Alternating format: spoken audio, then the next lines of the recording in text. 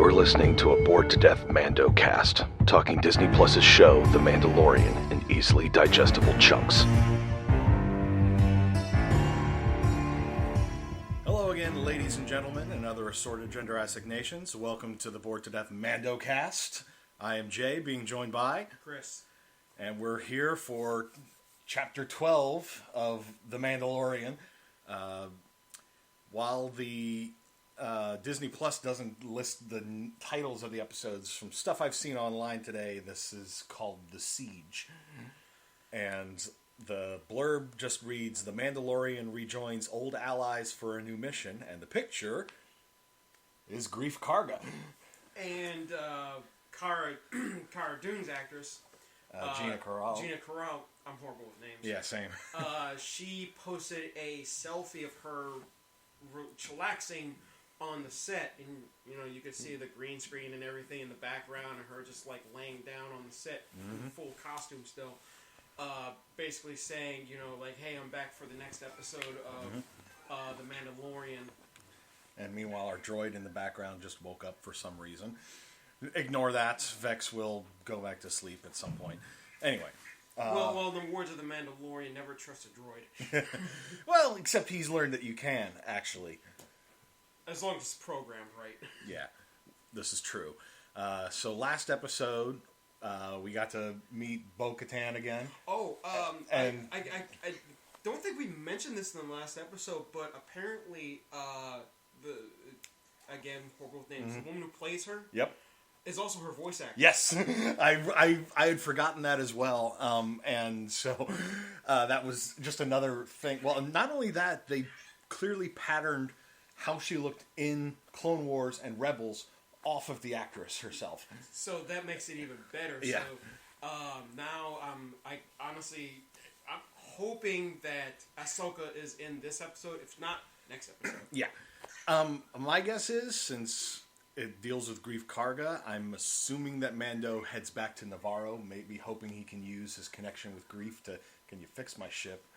Because knows he needs it. Yeah, because the Mon Calamari just literally lashed it together with rope and netting. It's like what one of my old managers said when we were trying to keep our old store afloat in terms of staying in business. Mm-hmm. He said we were literally holding the store open with ABC gum and rubber bands. And duct tape. That too. Because duct tape is like the Force. It has a light side and it has a dark side, and it holds the universe together. But yeah, also last episode with Bo-Katan and everything, after Mando helped her hijack that Imperial freighter full of weapons, she basically said, "Go here, look for Ahsoka Tano, tell her Bo-Katan sent you."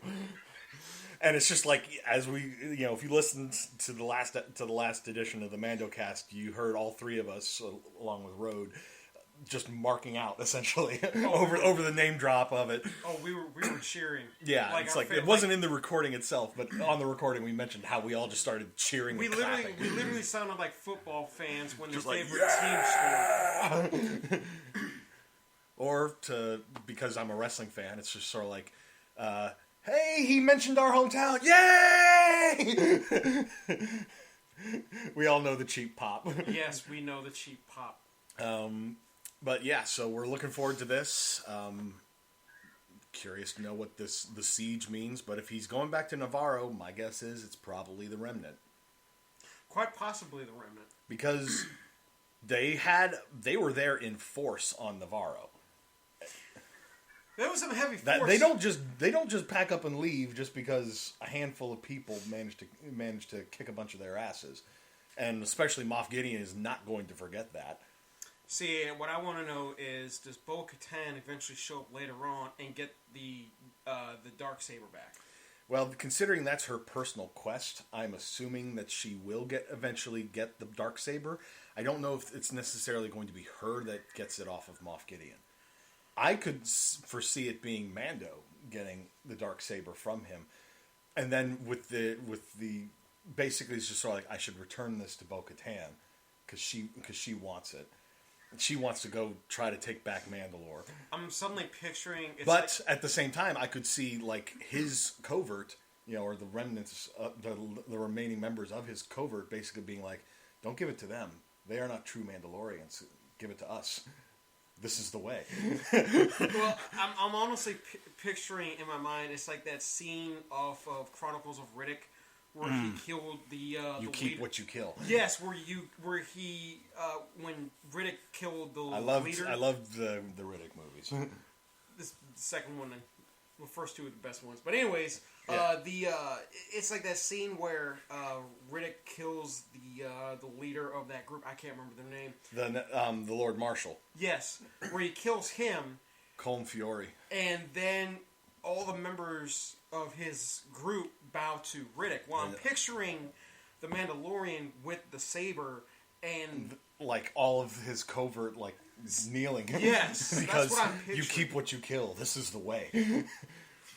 someone has spoken. I suspect. This is just a guess, but given that he was sort of told last episode, and he didn't take it that well at first, that you're part of a religious cult. I think they mentioned that in, I want to say it was Clone Wars, where it turns out that on Mandalore, or Mandalorians in general, it's not one single group of people. Like, they all exist in, like, essentially, like, tribes. Clans. Yeah, tribes, clans, whatever. It's most like Native American Indians. I guess. But it's clear that, Bo-Katan basically being, telling him straight to his face, it's just sort of like, I am a true Mandalorian. I was born on Mandalore. This armor has been in my family for 3 generations. All her little accolades and basically giving him her bona fides. Basically to then, by the end of the episode, they'd clearly reached a sort of respect for one another.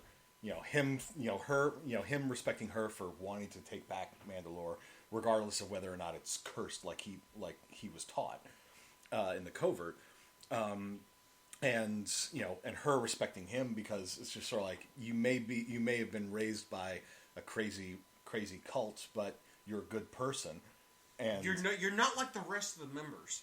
You're different. I get the impression that Mando may be learning that the way I've been taught is not the only way. No. That is, or that at the very least, it's possible to still follow the way while not being so inflexible about things. So do you think he's going to start taking his helmet off more often? I suspect that's going to be like a once a season sort of thing. Like in the season finale, it comes off. He gets his ass kicked, needs medical treatment, or who knows? Maybe like I said, if it is going to be a case of, he starts diverting from the way that the children of the Watch have been taught, that he may take the helmet off as a sign of, I am not following your way anymore. I am following my way. Basically that runs somewhat parallel to theirs, but isn't their way. Do you think that we're going to see the Mandalorians from season 1? The Armorer, almost certainly. I'm hoping that we get to see the Heavy again. Oh, God, yes. Who is actually a member of Clan Vizsla. His name is, I think, Paz Vizsla. Huh. I don't remember. Like, Jon Favreau actually confirmed that was the name of the character that he provided the voice for. See, I remember. I don't Heavy. remember ever reading his name. I just remember him being known as the Heavy, because that's literally. Yeah, because he's got the big, bulkier armor. He's got the big, bulkier armor. He's got the heavier, gun. Oh yeah, I mean, he essentially has he's literally like the heavy. He is literally the heavy weapons guy of the Children of the Watch. But I guess he knows not to fly with that damn thing. He'd be horribly off balanced. Well, I mean, I imagine that's something that they are taught when they learn the way of the Rising Phoenix. Like how to compensate for weapon weight and whatever other equipment they may be carrying. At the most, Mando only ever has like his pistol and his rifle, maybe. And that's it. Mm-hmm. And the rifle is actually based and maybe a handful of thermal detonators. Did you know that his rifle is actually literally an Easter egg? Is basically a reference to the Star Wars Holiday Special. Yes, I have heard of that. I had to go back and rewatch. It's one of those things that I picked up from watching Blind Wave. I do watch some of their reaction videos, mostly for things that I myself have also seen, so I'm not getting spoiled watching whatever. But they were pointing out because they're all huge Star Wars fans, and they were all pointing out all the little references to things, like when the Life Day got dropped in the first episode. It's like, especially in the first episode, it's like when Life Day got mentioned, they were just like, "Oh my God, Life Day!" and then when they got a look at his rifle, they were like, "That's for the holiday special too." They were all sort of geeking out over these things, but at the same time, just like, I can't believe they're referencing the holiday special. Subtle references, like supposedly the holiday special is not actually canon. Yeah, well, it's absolutely not. But it's those things that they can sort of. This is just how Disney does things in the new Star Wars canon. They'll pick and choose things from the Legends or non-canon stuff that they're like, that's good. We're gonna take that, or at least Jon Favreau is.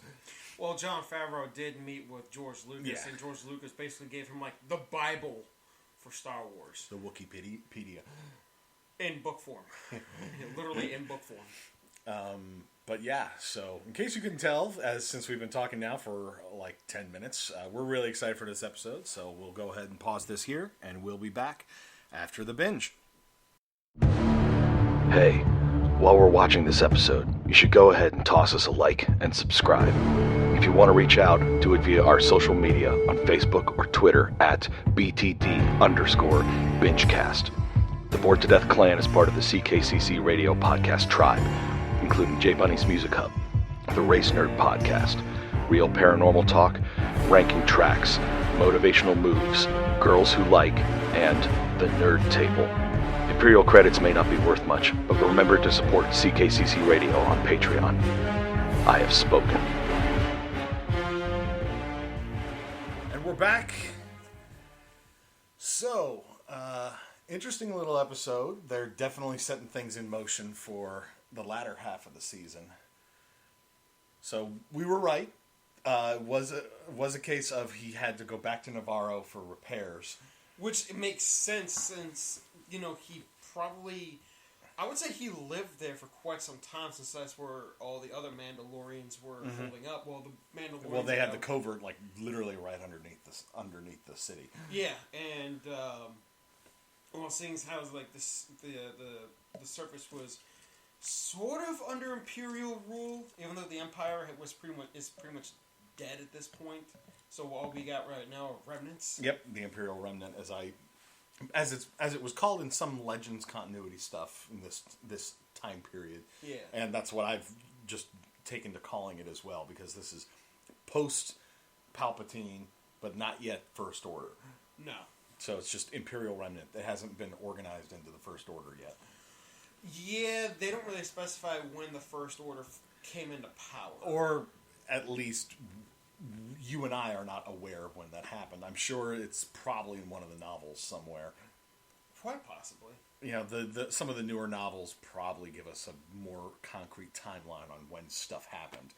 But whatever, we're not huge geeks about things like that here. We're huge geeks about other things related to Star Wars, but not too much about the new canon. But the beginning of the episode did have the amusing little thing of Mando is trying to talk Baby Yoda through helping him repair the ship in flight. It's literally a case of, I can't squeeze into this, you need to do it. It's like, I need you to plug the red wire to where the blue wire was. And Baby's just like, huh? And Baby Yoda is just sitting there, and he's like, do not let the wires touch. And when you tell a character like Baby Yoda not to do something, he's going to do it. Yep, because that's what his role is. I was getting some major Groot vibes from... you weren't the only one. Well, in Volume 2, when Rocket is trying to tell Groot how to operate the bomb, it's like, he goes like, do not press this button. No, I am Groot. I am Groot. I am Groot. Groot. No! Well, there were other baby Groot moments in the episode, but... yeah, so it doesn't work. Mando's just sort of like, I guess we're going to have to go get repairs. Well, I mean, Baby Yoda does kind of get the shock of his life. Yeah, literally. But yeah, they return to Nevarro, where Cara Dune has basically become the marshal for the town. And they've definitely improved the town. It's way more colorful. There's people outside just doing business and Nobody stuff. looks miserable. Yeah, I mean, they were probably there and saw the Empire get its ass kicked by a bounty droid. Sorry, nursing droid. And a Mandalorian, and the Marshal that they now know her as, and Carl Weathers. So there's it's a lot happier in town, and Mando touches down. Grief Karga's all happy to see Baby Yoda. Everybody's happy to see Baby Yoda. Both of them were happy to see him. Carl Weathers is just like, and how are you? And has he been taking good care of you? And you hear that? He said yes. And then he picks him up, and then they start walking into town, and that's when you really start to notice that things have definitely improved greatly since the Empire left. And one of the things that they added into the place was a school, and that's the former bar from season 1. The old bounty hunters bar, yeah.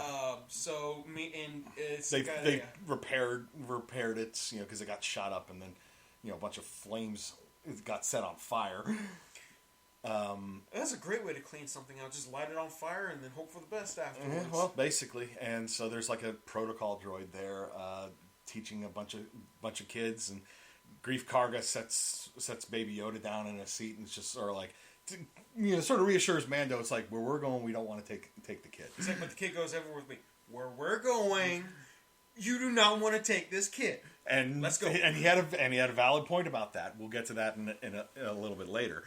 But there was a great little moment. So, of course, everybody is looking over at Baby Yoda because cuteness proximity. Yes. So he looks over at the student on his right, and the kid is eating blue Oreos. Essentially, that's what they were. That's what they look like. I can see the cream filling. Well, they had cream filling. I don't know.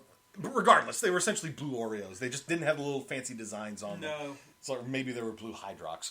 Probably. But anyways, he looks over at the kid and, kind of holds his hand out. First he's just watching. The kid just sort of looks at him like, what? Yeah. And Baby Yoda just keeps looking at him. When the kid looks back over, Baby Yoda just holds out his paw, just like, ah? And he's like, does the little vocalization like, give mine? You gonna share some with me or not? Kid just completely ignores him. Well, no, the kid actually goes, no. Yeah. Well, first he tries to ignore him, then he says no, and then looks away, and Baby Yoda uses the Force to drag the whole thing over to him, leaves him one. Yeah, and the kid and Baby Yoda just starts happily munching away on them.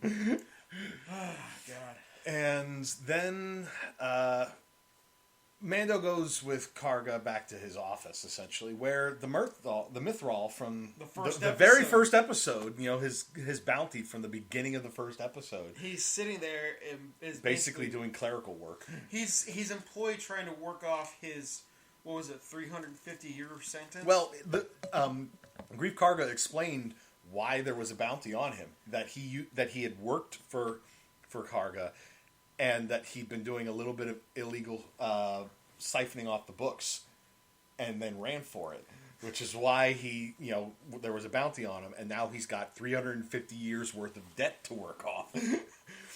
And the Mythrol is just like terrified to see Mando again. He like from his gills or whatever, just a bunch of mist shot out. We were like, was that him like essentially pissing his pants? That's gotta be what it was. We don't really know enough about his species to know their anatomy. So. Yeah, but then it basically, Cara Dune and Karga explain what they want Mando's help with. Things have gotten better on the planet, but there's still an Imperial base on Nevarro.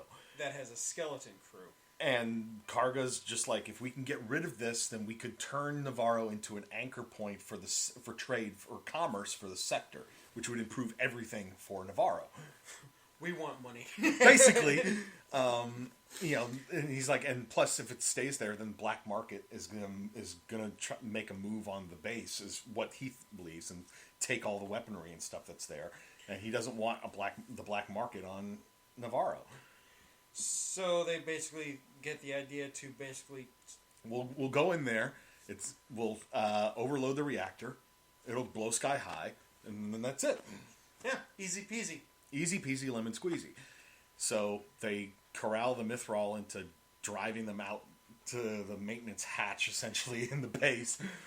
And he's like complaining along the way, and Karga's just sort of like, you do this and I'll knock 100 years off your debt. You know, he's at 30. Well, no, he started by saying like 100 for going through with all this for them, but it was like getting him to come along to help be the slicer to like hack through the locks and everything is what got him. Is like, I'll knock another 30 years off your debt. He was like, oh, is that all? Puts the car in park and then gets out and then takes in a blowtorch and then uses that to hack open the elevator door. Meanwhile, Mando looks up at the land port. He's like, I'll be right back. Flies off with his jetpack. A couple minutes later, you see a stormtrooper fall off. And when they finally make it up there in the elevator, everybody's dead. Everybody's dead, Dave. And so then they basically infiltrate the base, and they're like, "There's you more." Want to tell them what vehicle they saw? Well, yeah, they saw essentially the troop. The troop transport from... essentially like an APC. Yeah, what was it from like the two-parter at the end of season 1? Yep, when all the when like the 101st all showed up, or 501st. Yeah, it's literally the 501st that you see in season 1, because it turns out they didn't have enough stormtrooper costumes, so they literally just went to the people that do this stuff for fun and have all their own gear already. Gotta love the 501st. Yep, gotta love them. But it was basically one of those, and the Mythrol's just sort of like, you know how much we could get with one of these on the black market, and Cara Dune's just like, and it's gonna get destroyed with everything else when the base blows up. And as soon as he called it out, Chris and I looked at each other and were like, they're gonna use that later. They're gonna use that. You don't call something out like that specifically unless it's gonna be important. And it is. Well, so they go, they make it to the reactor. It's like geothermal stuff. Yeah. And because it's a lava planet, essentially. It's not as bad as the planet that Darth Mustafar, Vader was on. Mustafar. Yeah. But, there's lava tides and shit around this place. But, so they overload the reactor. They're like, we have 10 minutes. We need to get out of here. But to try to avoid the patrols, they end up finding they find their way into what essentially a lab, and they realize this isn't a forward operating base. Like, what is this? And even Carl Weathers is sitting there like, I honestly didn't even know that this was in here. Yeah. So and what they find are tanks that look almost like cloning tanks. We couldn't quite make out what was inside them. This is just our guess, but we're thinking an early version of Snoke. Because, well, when they arrive in the lab, there's like a couple technicians there rapidly trying to delete their internet history. Sorry, download all the data, because that was their task. They have to download the data and then take it to admin to upload it. I'm making an Among Us reference. And then, Silver was sus. Yeah, Silver was very sus. They go and shoot one of the panels, thinking, "Oh, this will definitely do it." And blah, blah, blah, blah. But the Mythrol basically finds a recording of Dr. Pershing, the client's science guy from the first season. Basically explaining that because they needed a Force user's blood. Well, at the very least they needed like a Force sensitive being's blood for something with regards to this mysterious project. But because it's a baby, and Baby Yoda is also very small, he could only take so much without killing him. So he took probably like a couple drops, and that was about all he could take. Like maybe a pint. Maybe that's about it. Pretty sure Baby Yoda weighs a pint. But regardless, Dr. Pershing, apologizes, like, I won't fail you again, Moff Gideon. And Mando's like, this has to be an old transmission. Moff Gideon is dead. He's like... And then the Mythrol's like, this is 3 days old. And, I mean, granted, we know that Moff Gideon is still alive, but Mando thinks that Gideon is dead. Because he saw his TIE fighter go down. He's like, I blew it up. No, he saw a crash. It didn't blow up. Well, no, he planted a couple detonators on it. He saw it lose a wing and go crashing into the ground. Not an unreasonable assumption that whoever was inside is dead. Yeah. Or even if they're still alive, they're on a planet that's not going to be friendly to them. He's not going to make it back. Again, not an unreasonable assumption. But it was like seeing this tank with some sort of misshapen body inside it. And hearing that they needed the Force, they needed like Baby Yoda's blood for something. I just turned to Chris and I was like, Snoke. That's, I mean, granted, if you watch the scene and you, let's say if you pause it and you try to make the figure out, I'm not gonna lie, because of the way its chest looked, I don't know if it was its arm or something else that was bulging out of its chest, but it reminded me of the Tyrant from Resident Evil, from the first Resident Evil game. Very, very misshapen and everything, but after that they had to the four of them split up. Karga, Kara, and the Mythrol go one way. Mando goes another. Mando eventually makes it to the top, makes it top side, and just flies off with his jetpack. Yeah, to go get his ride. Yeah, and they did fast work on it. I will say that, because it had to have been just a few hours. Probably because we don't know how long it takes to get from essentially Nevarro City to wherever the base was. Wherever the base is on a land speeder. I know land speeders, they're pretty fast, but I don't know what the top speed is for the land speeders. Probably less than a pod racer. Way less. But probably faster than the APC. Well, the APC is a heavily armored Well, yes, that's my point. But regardless, but then again, they were able to make it. It was probably a lot shorter time than we think, because they were able to make it back to Nevarro City in that APC while being chased by TIE fighters in about the same amount of time it probably took them to get there in the land speeder. Yeah. And Mando was able to fly back to Nevarro on his jetpack. So I'm assuming that that it was probably less than an hour or so. Then again, we don't know how long they needed to basically hash out a plan or whatever back at. Hash out a plan, get there, go do the thing. Regardless, the mechanics did fast work. Yes. And so, So while Mando goes off, Karga, Kara, and Mythrol, basically make it back to the landing pad, but where they're basically pinned down. And then they're like, APC, let's take it. So they hop in. She smashes Mythrol's speeder because she just literally drove it off. He's like, "Is that my speeder?" And no, we were like, "It was." It was your speeder. And so she's driving while Carl Weathers mans the guns, and Mythrol is basically just trying to not panic. And yeah, they're chased by 3 scout speeders, and then 4 TIE fighters, which took off literally before the base exploded. Well, it would have been 5 speeders, but 2 of them crashed on the way down. Because they can't drive for shit either. No. But and Karga manages to shoot down one of the TIE fighters, which wasn't easy because she's trying to take evasive action on rocky terrain at the same time, while he's trying to keep his guns on a TIE fighter, which has more maneuverability. I mean, it's not like they could just sit still like what the Millennium Falcon did in the first movie. Well, even then, I don't think the Falcon was actually sitting still. Han was flying it around, but it's like he needed to get a safe distance away before he could, and he had to make the hyperspace calculations. Yeah, because you don't, as Han put it in the very first Star Wars, it's like, you have to do the calculations right, or you end up jumping straight into the middle of a star or a black hole, and nobody wants that. No. But we were joking about how slow the APC was. You were like, drive faster, and I'm just like, this is the vehicle's top speed. Like what, 40 miles an hour?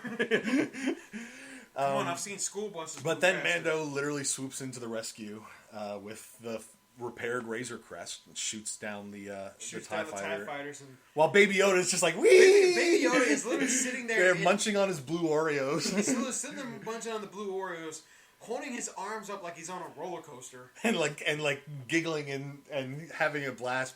Mando shoots down the last TIE fighter by doing like a spiral maneuver. Yeah, he's essentially barrel rolling his way to the last TIE fighter. The TIE fighter's shooting at him. And they can't shoot for shit in a TIE fighter either. It's like he is literally coming in a straight line. He's just spinning. Well, I'm blaming the targeting. That's true. Imperial technology is not the greatest. They just shoot and hope to hit something. It's like their electronics are not rated for lava. When they set up a base in a lava field, their targeting systems are slow, and there's no OSHA compliance either. That was something we forgot to mention when they found the reactor. So I brought up this little reference. So Jay here is not what you want to call a Family Guy fan. Nope. But never have been, never will be. But he knows of the Family Guy Star Wars specials. And I told him the one scene in the first one in Blue Harvest about how there was like the two Imperial officers who were like standing there right where the beam for the Death Star shoots out, or one of them anyway. But yeah, yeah, and how in the Family Guy version, after the beam shoots out and they destroy Alderaan, it shows the two officers sitting there and they're like, "See, I asked them if we could get a guardrail here because like we could literally just slip and fall here." And you know what they said to me? We could be leaning against it all day and not doing our jobs. Yeah, but it's just we commented on the no OSHA compliance, and yeah, and we do see it happen to one of the stormtroopers that Mando shoots because he gets shot as Mando's escaping, and he just pitches forward into the thermal vent and just goes straight down into the lava. Well, and then there's all the ones around the landing pad too. Them too. But anyway. And Mando, after he shoots down the last TIE fighter, he turns back and is like, he's like, "You all right, kid?" And the kid just sort of like, and Baby Yoda then just just throws up right blue Oreo gunk like all over himself, and Mando just goes, and the first thing that we thought of was Baby Groot in Volume 2 in Volume Guardians. 2, yeah, where Baby Groot threw up after all the hyper jumps that they had to do. Yeah, what was it, like 30 or something? Yeah, like that? It's just like everybody was like throwing up and being sick, but Baby Groot's just sitting there with like a sort of a blank expression, just goes bleh. It just flows out. It just flows. And Mando takes his cape and is trying to like clean the kid up, and Karga's just sort of like, will you at least let me buy you a drink? And he's like, how can I repay you? He's like, well, why don't we just call it even for the repairs to the ship? And he's like, can you at least let me buy you a drink? He's like, I got a little bit of maintenance I got to take care of in the air. Onboard maintenance is what he said. And that's when he's sitting there cleaning up Baby Yoda. And then, it's like, and at that point, I'm just thinking, okay, we've wrapped up the episode, but there's like 10 minutes left. So what else could there be? Well, there was a police report that needed to be filed. Mm-hmm. Because, well, there was a base that blew up on the planet, and lo and behold, there's Carson from episode 2 of this season. One of the X-wing pilots. We saw 2 X-wings parked outside of Nevarro, and there he is, essentially like the beat cop taking a statement. I have this gut feeling that they're going to get involved a lot more as this show is going on for this season. Well, they're definitely building up to some sort of confrontation between the New Republic and probably Mando, because we've learned that there's a warrant out for his arrest after the prison transport thing. Even though he did help bring in, what was it, 3 new prisoners that were actually wanted. Mm-hmm.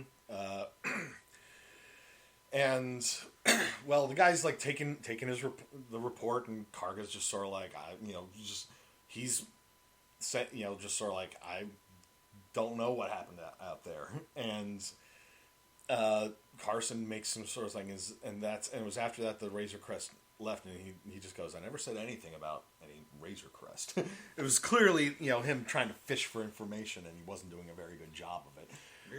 But after but Karga's like, if I get any more information, I'll call you, sort of thing. Well, Carson strolls outside where he bumps into Kara, and he tries to recruit her to the New Republic. And she just goes, "I'm not a joiner," and I'm just thinking, bullshit. She just doesn't want to get involved with them. Well, no, she explained last season to Mando why she left the New Republic. It's just that after the Empire fell, she was, instead of like going out and kicking ass, she was being used to like protect like VIPs and stuff. And she's like, "That's not what I signed on for." And he still basically is like, he clearly had looked up her record and is like, "You're from Alderaan, huh? So who did you lose anyone in the war?" And as soon as he asked that question, I'm like, it's like the whole planet blew up. I'm just like, he asked that, he pointed out she's from Alderaan, and then he asks, "Did you lose anyone?" And I turned to Chris, I'm like, she's from Alderaan, which isn't there anymore. It's just like a bunch of space dust at this point. Well, she then basically gives him this look like, "I lost everyone." It's like, what kind of a stupid question was that? Like maybe like somebody that she maybe like. Yeah, I get it. He was trying to sympathize with her, yeah. which he was, or he was trying to reach out to her, and she was just sort of like, no, not happening. But he does basically comment that he lost people too, and he was like, "I fought during Alderaan, and I guess there was a battle around Alderaan during the war at some point, probably after it blew up, but possibly." Regardless, he left essentially like his service medal before he walked off. Because it had like the little like colored stripes on it, like you would normally see like on a uniform. I did see that. So it's just like he left it there for her, and then left, and you could tell she was having some second thoughts about whether or not she wanted to sign on or not, because he basically pointed out, it's like, something's going on out here, because there's been a number of connected incidents that, or a number of incidents that he doesn't believe have been random, and that they're all connected. He's like, something is happening out here. We can't do anything here out on the Outer Rim without local support. Which was something that's earlier in the episode, Karga had basically commented on. It's like the New Republic should just leave the Outer Rim alone or something. It was after like Mando explained, Karga had commented on his ship. It's just sort of like, I had a run in with the New Republic, and he's like, I don't know why they don't just leave the Outer Rim alone. The Empire couldn't keep it under control. What makes them think they're going to be any different? Which, it's good to see them acknowledging some of the on the ground things in the Star Wars universe. As I said, small scale stuff. I do like that we're seeing stuff more on the small scale level, while there is still larger scale stuff going on. Would you say that Solo is small scale? Yeah, it was very like much more low scale than like Rogue One was. Rogue One, yeah, it was kind of a small scale story, but it was still tied into the Galactic Civil War, and the Skywalker saga was all about that stuff. Whereas this, yeah, there's bigger things going on, but it's still focusing primarily on the smaller scale things. But we got an indication of why the New Republic is struggling to get the Outer Rim under control. It's like they're trying, but the locals don't want it. It's like we can't do it if we don't get support from the locals. But that's it still comes down to it. It's just sort of like they probably just don't want to be involved in anything. It's like we had the Empire standing on our necks for 30 years or however long it was. We don't want anybody else around here anymore. Just leave us alone. But it was after that whole scene with Carson and them. We then saw Spaceball 1. Yeah, I had to crack that joke because we saw this big Imperial ship and it was a little bit bigger than what I was expecting it to be. Yeah, it was bigger than a Star Destroyer. Well, and not really bigger, but definitely longer. Mm-hmm. But as it's doing this overhead flyby, just like at the beginning of the first Star Wars movie. Yeah, I was not as fast though. Yeah, but I had said. We break for no one. If you have not seen Spaceballs, my God, go see it. Definitely see it. And because Spaceball 1 has that as bumper sticker. But then we go onto the ship where one of the mechanics on Nevarro was an Imperial informant. And I knew that he probably was, because when we saw the mechanics going up to the Razor Crest to begin repairs, we saw that one specifically turn around to look at Mando and Baby Yoda before turning back to the ship. I'm like, you don't linger on something like that without a reason.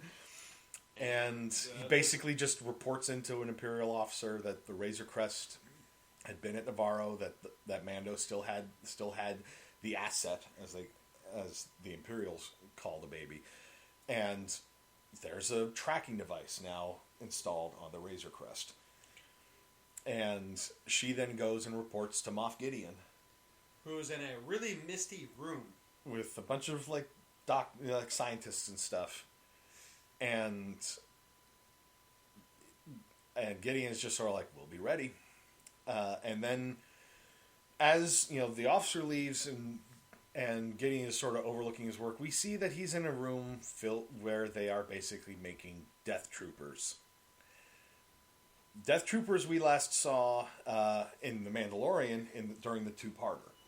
They were like the elite troops that opened fire on the bar and killed the client. They're the ones who blew a bunch of holes in the wall. Mm-hmm. And if you've seen the movies more than the Mandalorian, you would have seen them in Rogue One. They are essentially stormtroopers with some cybernetic enhancements, and they can actually shoot straight. Well, except for what's his face near the end of Rogue One. I am one with the Force. The Force is with me. Force is with me. Yeah. Where he was walking to the control panel to. Well, that was literally the Force protecting him, which, granted, I think is an excuse that they have started using for why stormtroopers are such terrible shots. Well, yeah, and like when he did what he needed to do, that's when the Force was like, "And you're done." Yeah, basically. But so, it was definitely an indication that we're starting to now see some of the development of the larger scale story going on. Because you don't bring the Remnant back in when Mando has people out looking for him, like Moff Gideon. You don't bring them back, the Imperials back in, without upping the stakes. Yeah, the stakes are. It looks like they're definitely going up, and I'm honestly wondering if Moff Gideon is taking orders from anybody. Well, we just don't know. I think it's Thrawn. That's just my guess, though. Yeah, I would love to see a live action Thrawn, and if it turns out that Gideon is taking orders from somebody higher up, and I have to suspect that he is. He is very highly placed, but he is not the one calling all the shots in the Remnant. He's just not. I can't really see that being the case. If he is, okay, I'm happy to be wrong, but if it's Thrawn that he's taking orders from, that's going to be amazing. I mean, hey, as long as we're bringing in characters from Rebels and Clone Wars, Ghost Crew. I mean, come on, Bo-Katan, Ahsoka Tano. Who else? Chopper. Well, Chopper had a cameo. Yeah, but we're not counting cameos like that. Come on. Well, like I said, Chopper had a little itty-bitty cameo in Rogue One, much like what the Ghost did. But tell me you wouldn't love to, see him show up on Corvus when he goes to meet Ahsoka, or it's just like he's looking for Ahsoka, and somebody just tells him, this droid can take you to her, and it's just wop wop wop wop. That would be awesome. Give Jon Favreau a chance to voice the character again, because it was actually him doing. Oh, that was Jon? I believe so. I gotta look that up now. I did have TV Tropes open on my phone.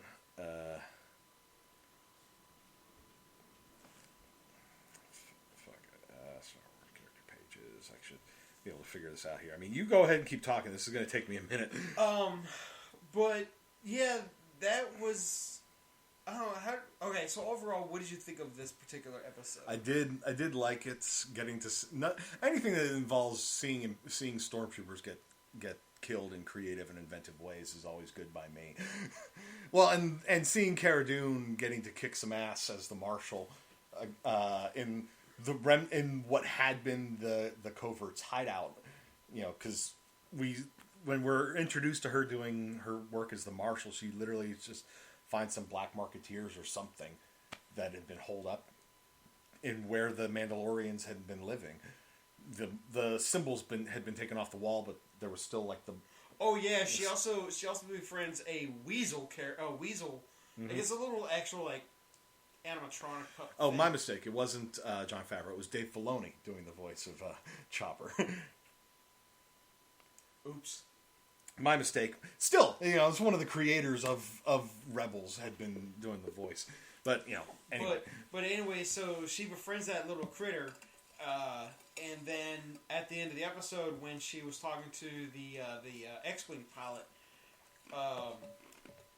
she's sitting there like tossing it like little treats for her to eat.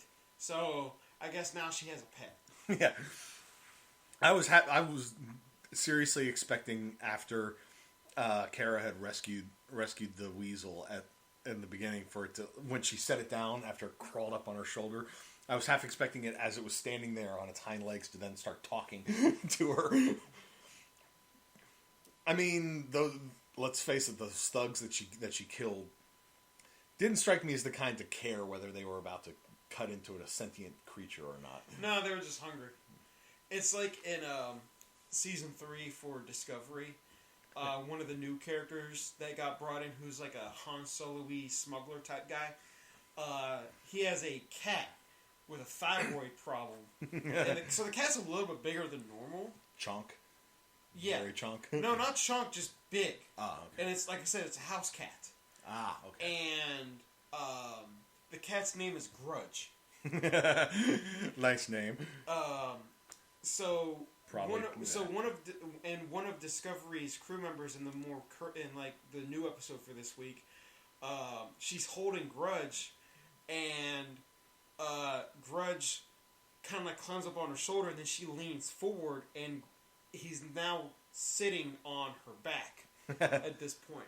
So I was thinking maybe it was going to be something similar to that, or it's just sort of constantly climbing all over her. Yes. Sort of thing. Well, one's being a cat, the other one's being a weasel. Yeah. But yeah, I did like this episode. Very curious to see where things are going from here. Next episode, if he's actually going to make it to Corvus, or if the Remnant's going to try to intercept him en route. My guess is, though, the Remnant's more likely to just let him get to where he's going and then go. That would be the smart thing to do. Mm-hmm. Because then they would essentially have two Force users. Ahsoka and the child. Yep, and you know that they're probably looking to get some revenge on Ahsoka because she had been part of Fulcrum. Yes, and that was instrumental in helping the Rebel Alliance intelligence network. Yeah, back in the days of Rebels. Well, and after she stopped being Fulcrum, well, I get the impression she never really stopped, but she wasn't the main person involved in it, at least during Rebels. It then became Ezra.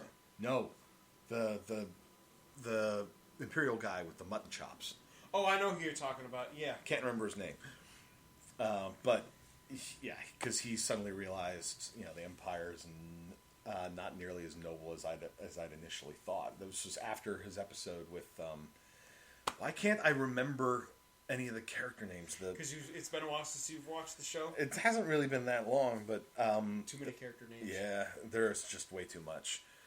Heck, I've still got that thing up on my phone. Yeah, this was the issue with me watching the CWDC shows. After a while, I was just like, wait. Zeb. That's right. It was Zeb. After a while, I was just like, wait, who was that character again? What was her name? Oh yeah. But it was the episode after he and Zeb were stranded on that planet together. Yeah, and the two of them sort of reached an understanding and developed a sort of respect for one another. But it was seeing Zeb getting welcomed, found and getting the warm welcome from his crewmates. They were just like, "Thank God we found you," this kind of thing. And then when when the Imperial gets back, they're just sort of like, "Good to have you back," and then just.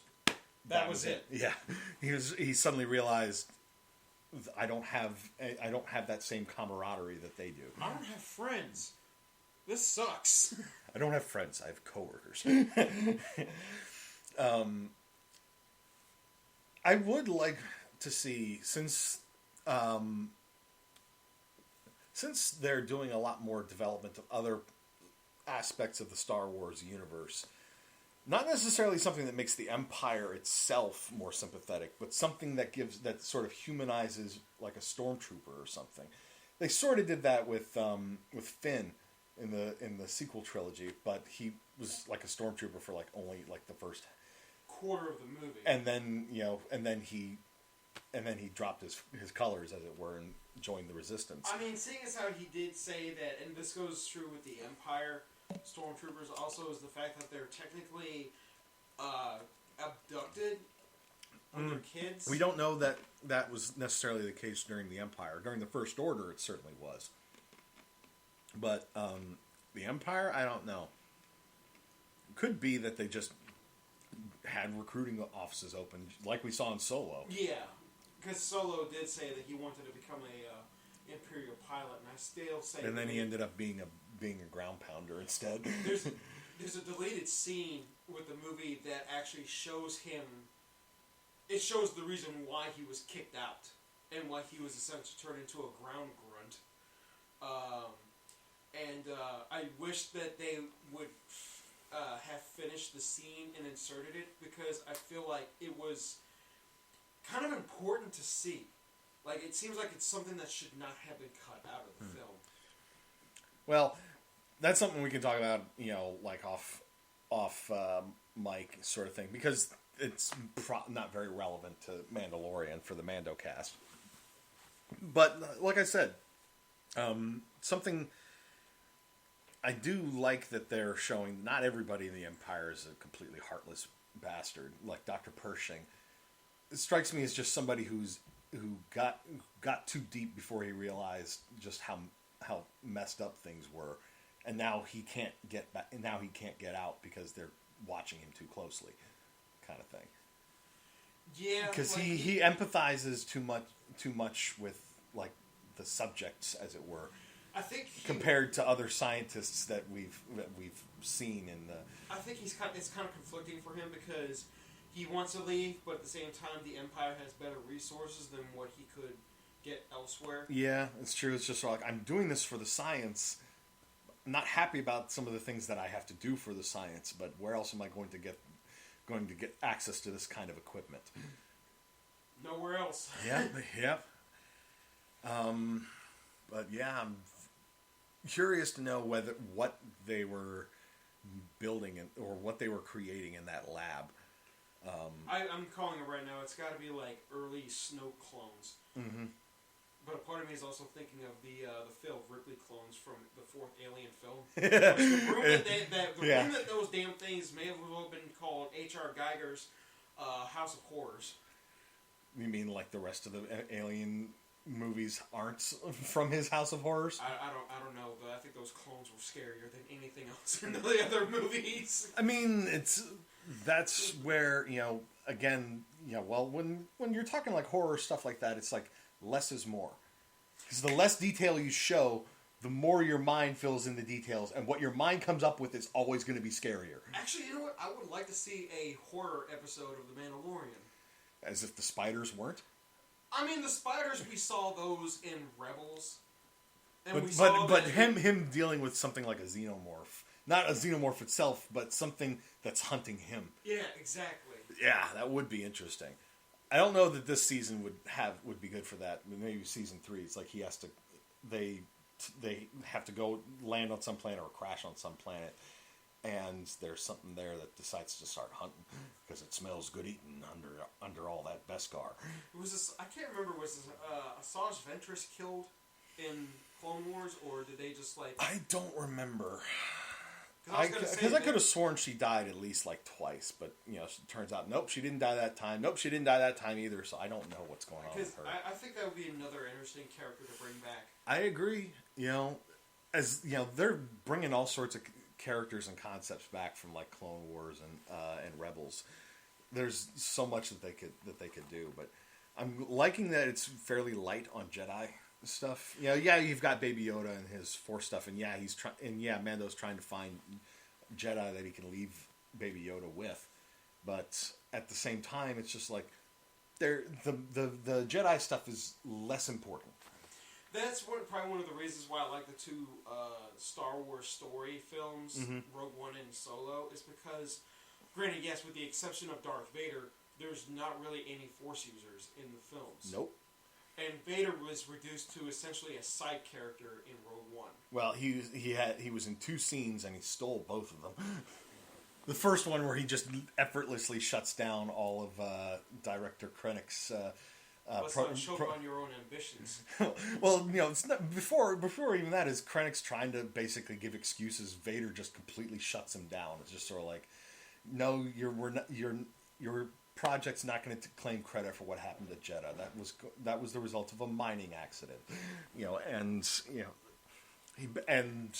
just completely shuts it down. It's like Tarkin gets to keep control over the Death Star, and then of course that scene in Rogue One, the scene where you find out just what this is what Vader does. And this is why everyone is terrified of him. It was an awesome scene. At the same time, you're like, holy shit. It was an awesome hallway scene. That's the only one that tops it was Maul in season 7 of Clone Wars. Oh God, yes. That was his version of the Rogue One hallway scene, and it was just as terrifying. I mean, he didn't even need a lightsaber. He just needed the Force in the ship. Mm-hmm. But it goes a long way to explaining why Force users are kind of scary at the, especially the dark side ones, because you don't know what they're going to do to you. And seeing they could rip you apart without laying a finger on you. They can, you try to attack them and none of your hits land. And if they want to, they can just reach inside your head and make you do what they want. Or pull out whatever they want from your brain. So, any predictions that you on or anything that you hope that they're going to show in the next episode? Next episode, I'm not sure, because we all thought we were going to see Ahsoka in this episode. Yeah, but I thought about it afterwards, and I was like, no, they're not going to show her right away. They're going to build it up. They're going to build it up towards the 2-part finale, most likely. But what's going to happen in the next couple episodes? I have no idea. I honestly don't. It's possible that maybe he does make contact with her, but they get separated before he can leave the baby. And he spends like an episode or 2 on the run before finale, and then... She's going to call him Master Yoda. I just know that she's going to call him something, because I don't know whether she knows that Yoda died during the events of Return of the Jedi. It's one of those things I have to imagine that Force users who knew him, that survived the Purge... Probably felt his death. But, yeah, this was a good episode. Starting to move the larger plot forward. And we're both looking forward to next week. Now, next week, you'll be out of town. Yeah, I'm going on vacation next week, and I won't be... Going to visit family. My family lives much more locally, although we're not getting together because COVID. No, they say parties in groups of 25 only. Yeah, but my mom is immunocompromised, and my sister is pregnant, so we're not getting together for Thanksgiving. None of us are sick, but we don't want to risk it. Do it via Zoom. No, we're not going to do that. But so I'll still be. I may end up recording a solo Mandocast for next week, but I'll watch it while I'm away. Yeah, you'll watch it while you're away. Maybe you can sit down and record like a little Mandocast of your own to stick in there for it, or maybe we'll just cover your thoughts before we record for episode 6. That'll work. But yeah, so that wraps it up for this Mandocast. So for Chris, I'm Jay. We'll see you next time. This is The Way.